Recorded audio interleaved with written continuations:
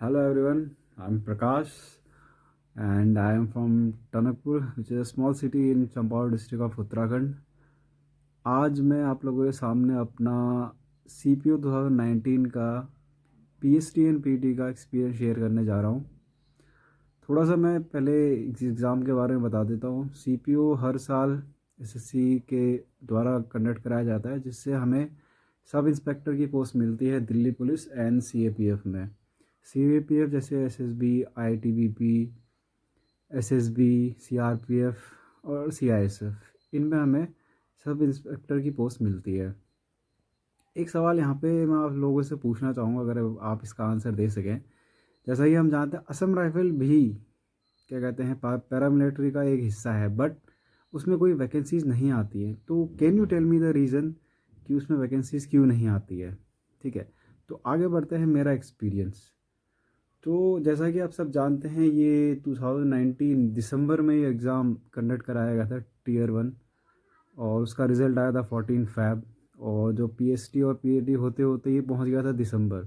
And obvious reason आप लोग सभी जानते ही होंगे, दैट इज़ कोरोना पैंडमिक, जिसने पूरे एक देश, पूरे विश्व को एक हॉल्ट पे ला गया था। दुनिया रुक सी गई थी।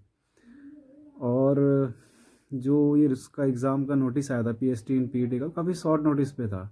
नवंबर 23 से नॉर्दर्न रीजन के स्टार्ट थे, एंड अराउंड 14-15 को इसकी रीजनल वेबसाइट पे नोटिस आ गया था कि आपके PST एंड PAT स्टार्ट होने वाले हैं। तो मेरा जो PST पड़ा था वो था 11 दिसंबर, एंड ये था CISF SSG ग्रेटर नोएडा में।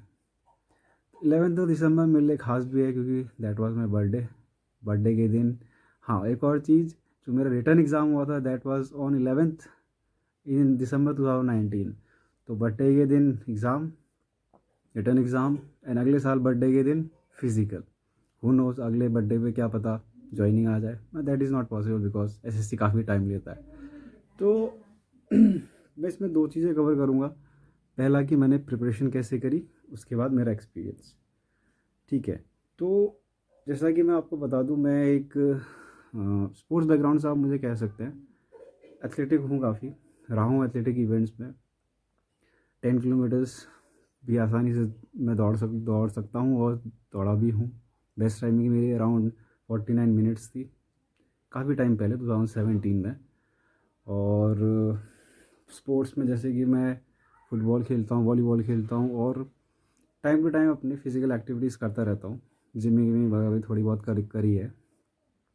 इसका इम्पोर्टेंस क्या है, क्योंकि जो हमारा पहला हडल होता है PST PET में, वो होता है 1600 मीटर रेस का, जिसे हम 1 माइल रन भी बोल सकते हैं, या 1.6 किलोमीटर, और इसे करना पड़ता है 6 मिनट 30 सेकेंड्स में। जो मैं कहूँगा इज़ मोर देन इनफ। जो हमारे जैसे हैं, जो एथलेटिक हैं, जो पहले से कुछ करता है, उनके लिए मोर देन इनफ है। प्रॉब्लम किन के लिए, जो जिन्होंने आज तक कुछ नहीं किया है। ठीक है, वो थोड़ा किसी कारणों से, सबके अपने पास पर्सनल रीज़न होते हैं, किसी कारणों से वो नहीं कर पाते हैं।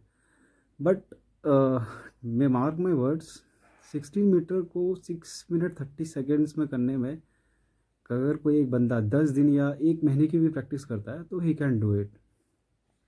मैं कहूँ तो हमारा 14 फ़रवरी को रिज़ल्ट आ गया था। उसके बाद से ही मैंने अपनी प्रैक्टिस स्टार्ट कर दी थी।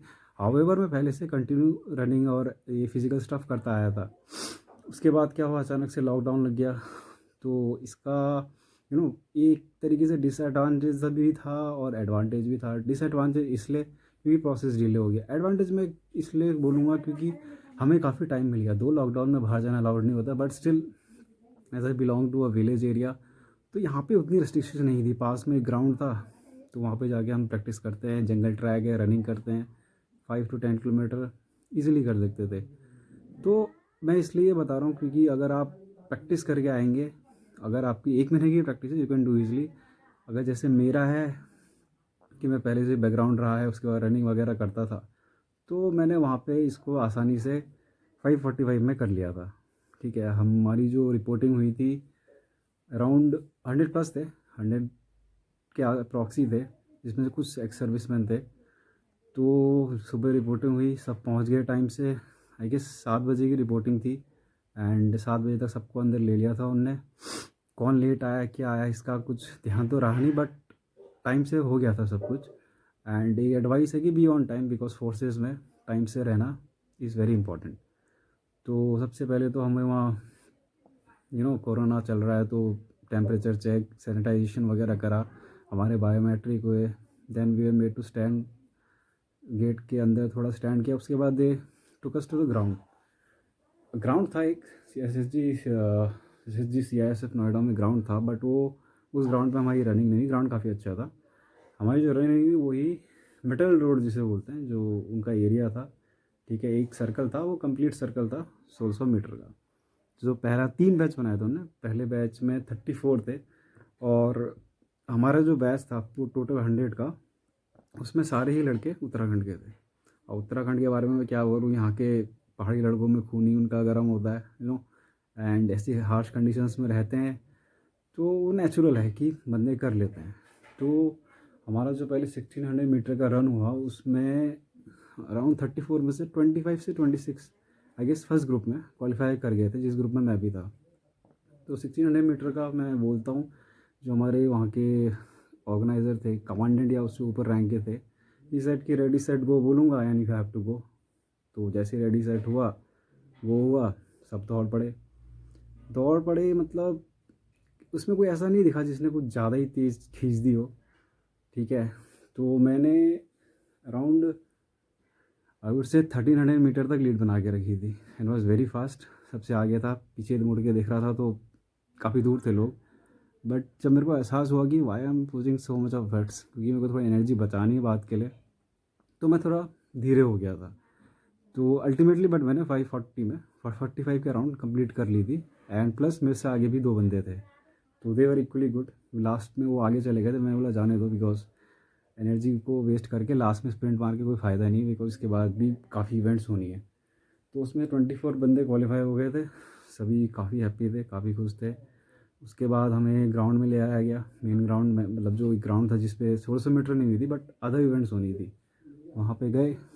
तो वहाँ पे एक SI रैंक के ऑफिसर थे, वो आए, उन्होंने हमें सबसे पहले तो बोला वेल डन, अच्छा करा आप लोगों ने। उसके बाद उसने इंस्ट्रक्शन दिए तो अभी थोड़ा रिलैक्स कर लो, ठीक है, हाफ आवर या फिर 15 से 20 मिनट बाद आपकी 100 मीटर स्प्रिंट होगी। मीनवाइल जो सेकंड ग्रुप था वो स्टार्ट हो चुका था।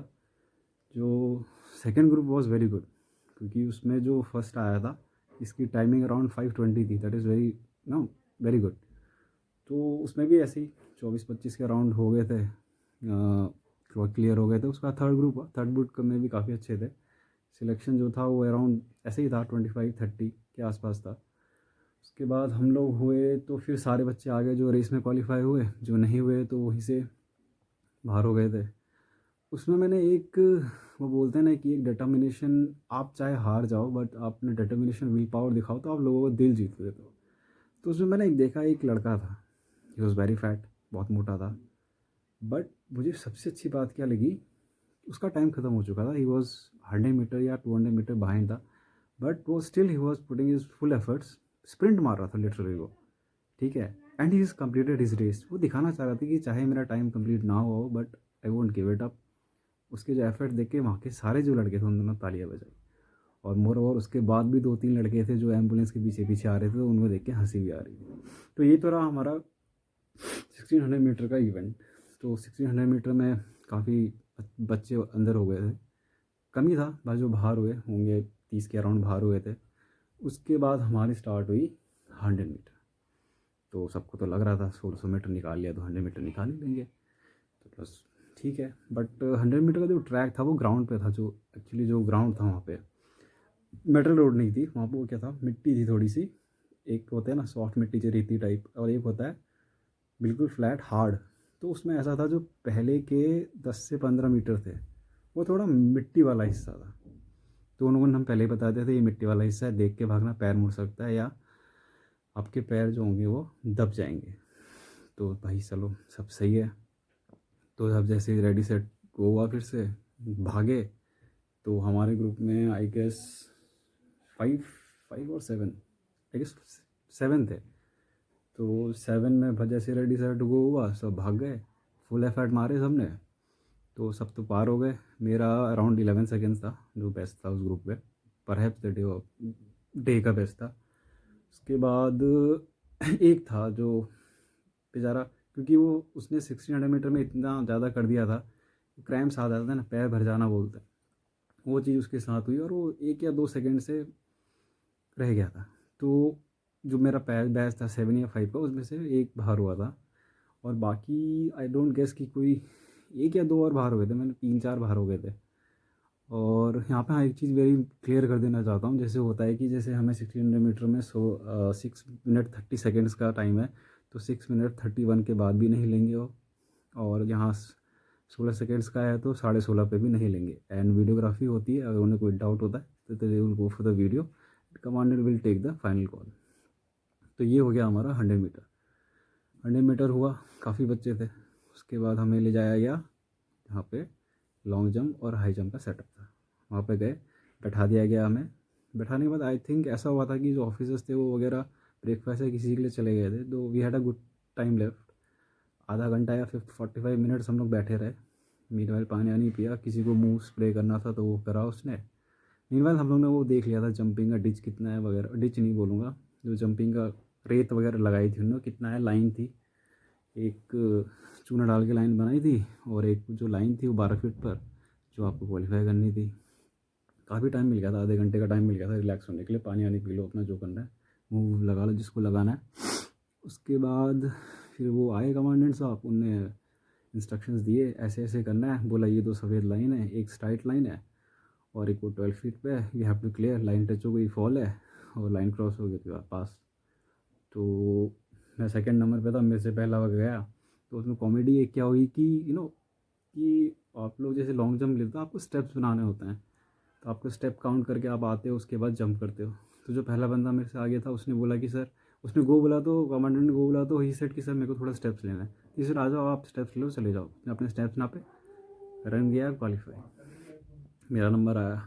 मैंने भी सेम चीज़ रिपीट करी, आई वेंट देयर, स्टेप्स नापे, वापस आया, फिर जब मारी, क्वालिफाई हो गया। अब कमांडेंट को लगा यार ऐसे तो सब कर लेंगे और टाइम विल बी वेस्टेड, तो वो थोड़ा कमांडेंट है तो गुस्से में या उसने थोड़ा यू नो थोड़ी आवाज़ लाउड हो से बोला कि मैं ऐसा हर किसी को ऐसा मौका नहीं दूंगा, आप देखो, आप सीधा यहीं से दौड़ो और जंप करो। तो बीइंग फर्स्ट टू हमको थोड़ा एडवांटेज हुआ कि हमने स्टेप्स नाप ली और जंप कर गए, बट जो रेस्ट थे उनको स्टेप्स नापने का मौका नहीं मिला।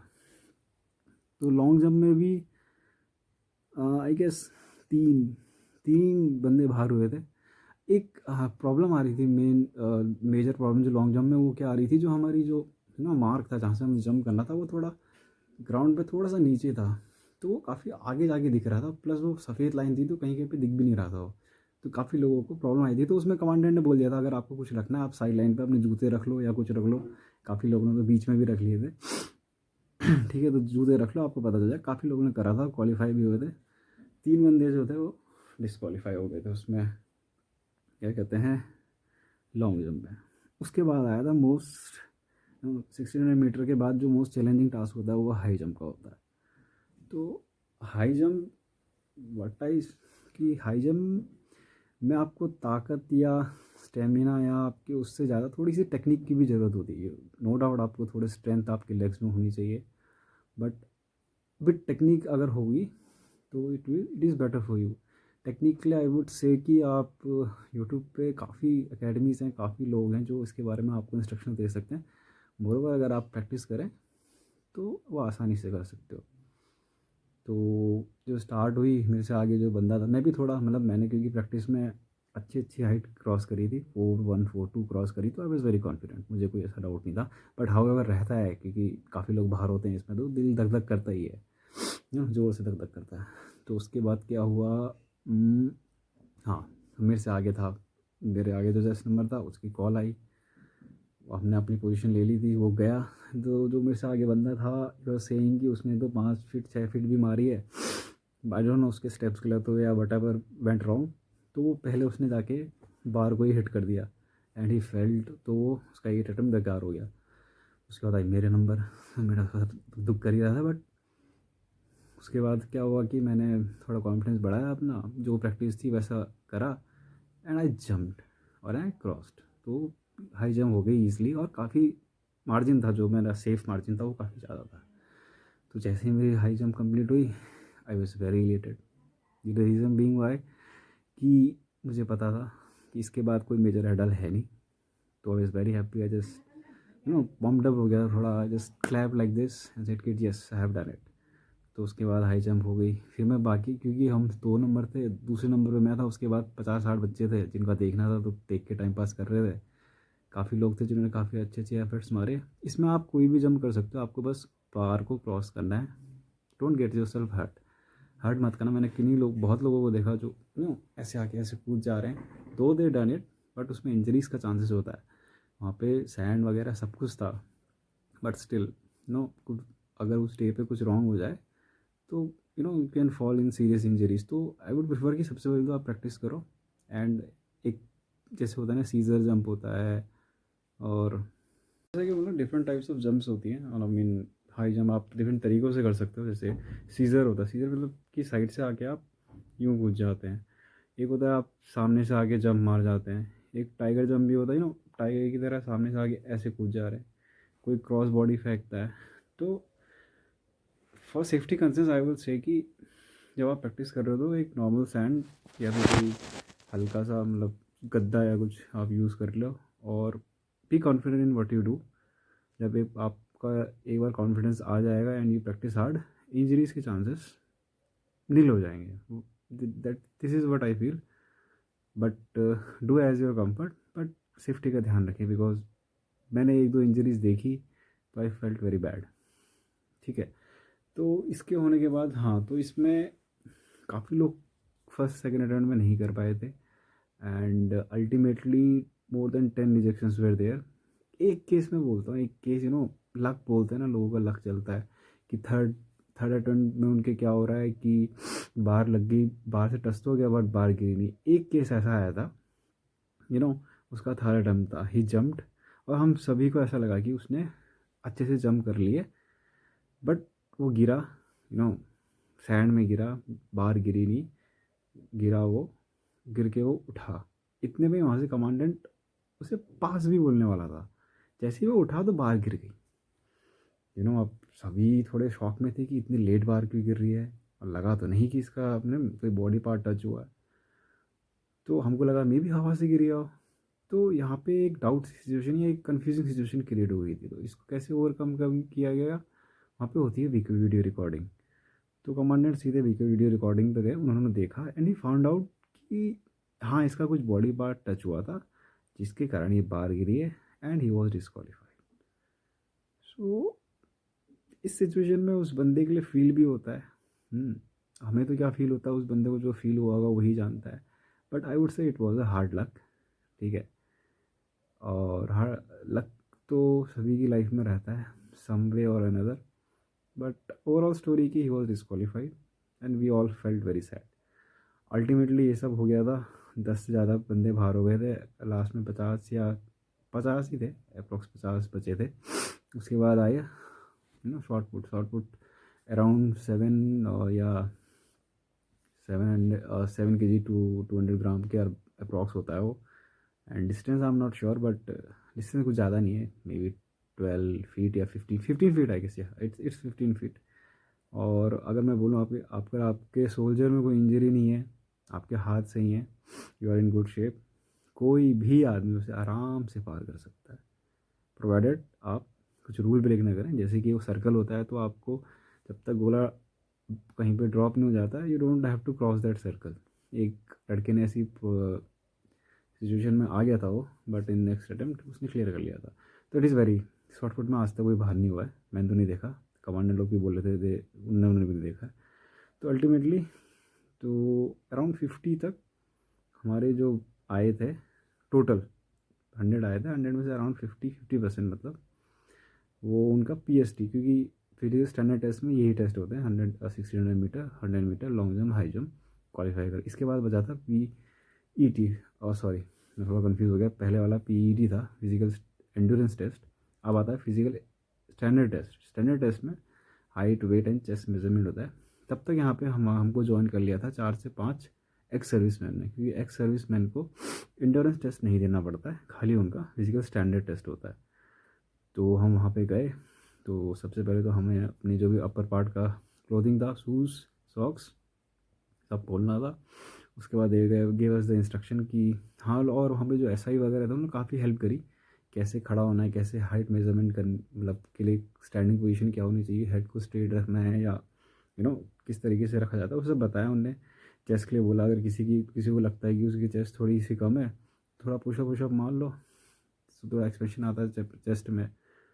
तो 1 बाय 1 गए, हाइट वगैरह मेज़र कराए।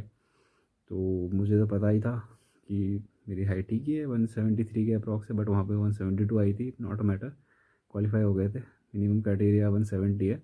जैसे हम लोग उत्तराखंड से हैं, तो उत्तराखंड वालों को, हिली स्टेट वालों को क्या कहते हैं, 5 सेंटीमीटर की आई गेस रिलैक्सेशन होती है, 165 मिनिमम हो जाता है उनका।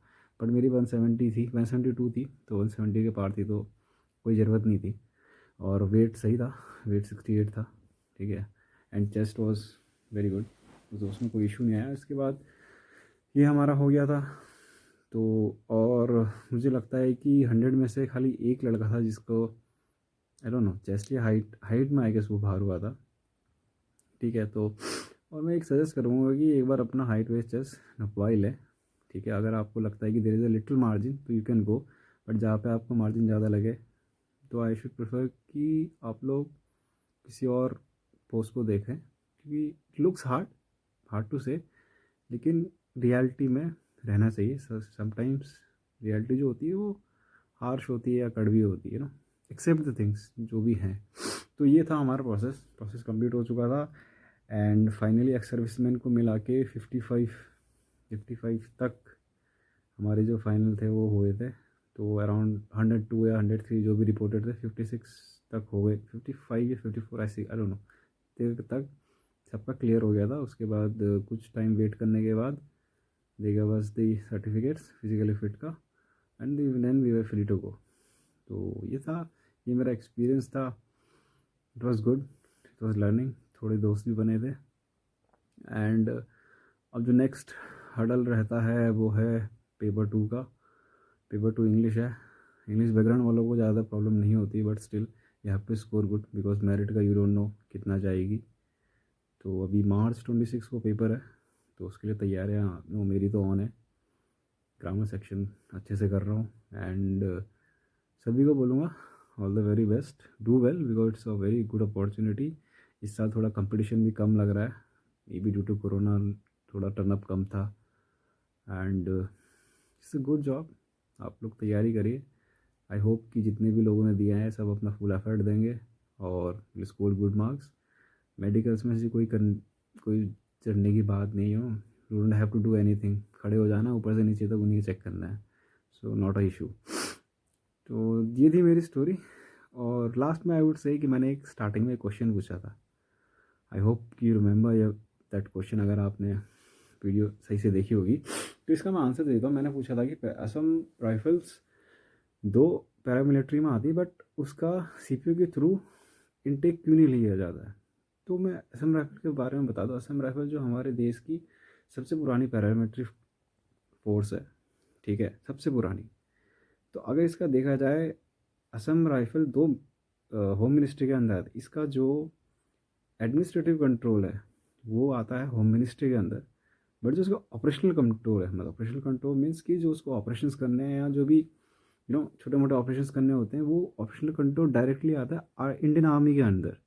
तो उससे क्या होता है, जो भी ऑफिसर ग्रेड के रैंक्स हैं, जैसे जिसे हम यहाँ ऐसा ही बोलते हैं, तो आर्मी का जो भी आता है ऊपर से कैप्टन लेफ्टिनेंट जो भी आएंगे, और जो जेशूज आते हैं सुबेदार मेजर्स वगैरह, ये सब डायरेक्टली आर्मी से आते हैं on deputation basis, sorry, deputation basis पे 2-4 साल के लिए आते हैं। तो अब जब वहाँ पे ऑलरेडी ऑफिसर्स हैं डेपुटेशन बेसिस पे, तो वहाँ पे कोई एसआई की ज़रूरत नहीं है, ठीक है, कोई उसकी ज़रूरत नहीं है। तो जब एसआई की नीड ही नहीं है, बिकॉज ऑलरेडी वो ऑफिसर से फील्ड है आर्मी के थ्रू, तो वहाँ पे कोई वैकेंसी का सवाल ही नहीं बनता है। तो इस रीज़न से एसएससी सीपीओ के थ्रू असम राइफल्स में इनटेक नहीं लिया जाता है। जो इनटेक लिया जाता है वो है कोई जो कॉन्स्टेबल्स होते हैं या जिसे हम सैनिक बोल सकते हैं, उनका लिया जाता है एसएससी जीडी के थ्रू। एसएससी अपना जीडी का एग्जामिनेशन आता है उसके through. So this is all about my experience. I hope you liked my video, and finally I would say all the very best to the aspirants of 2019 CPO जिन्होंने physical clear कर लिया है, and do well, make yourself proud, make your family proud. खुश रहो, fit रहो, and keep enjoying the life. Thank you.